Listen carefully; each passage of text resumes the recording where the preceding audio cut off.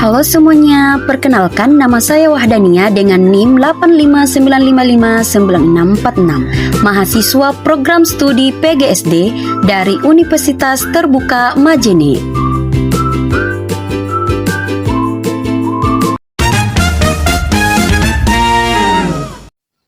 Assalamualaikum warahmatullahi wabarakatuh. Halo semuanya. Pada kesempatan kali ini, saya akan membahas tentang tantangan pembelajaran bahasa dan sastra Indonesia di sekolah dasar, serta refleksi pribadi saya tentang bagaimana tantangan ini menjadi peluang untuk kita memperbaiki cara mengajar.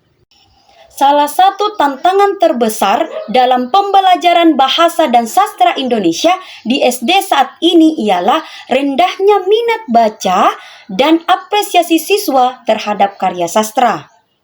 Di tengah derasnya arus teknologi dan budaya digital, anak-anak lebih tertarik pada konten visual seperti video dan game daring dibandingkan membaca cerita rakyat atau fabel yang sebetulnya kaya akan nilai moral dan budaya. Salah satu peristiwa yang saya alami ketika mengajar cerita rakyat tentang Timun Mas kepada kelas 3 SD. Banyak siswa kesulitan memahami kosakata lama seperti raksasa dan mereka kurang tertarik karena pelajaran hanya berupa membaca teks statis di buku tanpa elemen visual atau permainan. Hal ini bukan semata-mata karena mereka tidak mau belajar, tetapi karena pendekatan yang digunakan seringkali masih tradisional dan kurang menarik bagi dunia anak-anak masa kini. Banyak siswa menganggap sastra sebagai pelajaran yang membosankan karena metode pembelajaran yang masih bersifat konvensional seperti membaca teks panjang tanpa pendampingan media menarik atau kegiatan kreatif.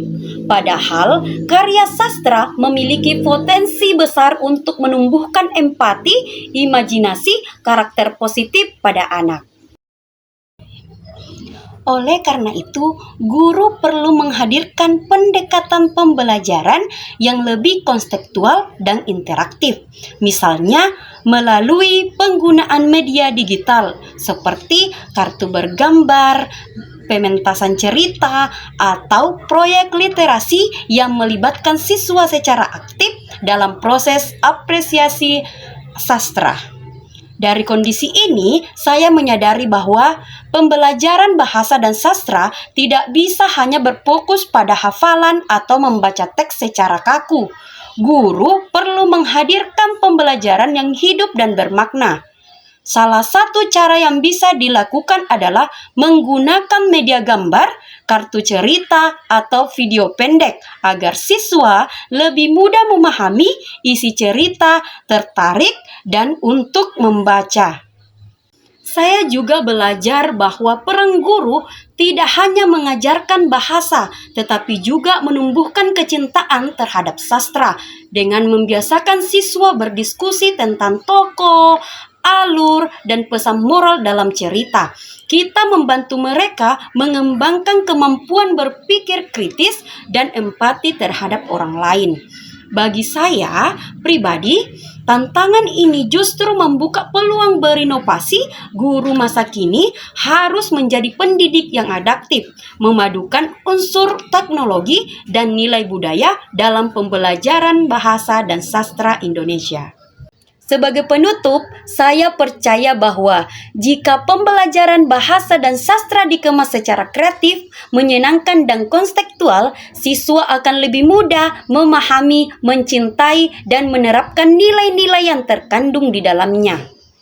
Mari kita jadikan pembelajaran bahasa Indonesia bukan sekedar pelajaran wajib, tetapi sebagai jalan untuk membangun karakter dan kecerdasan anak bangsa. Itulah tadi pemaparan saya tentang materi tantangan pembelajaran bahasa dan sastra Indonesia di SD. Lebih dan kurangnya mohon dimaafkan. Wabillahi taufiq wal hidayah. Wassalamualaikum warahmatullahi wabarakatuh. Terima kasih.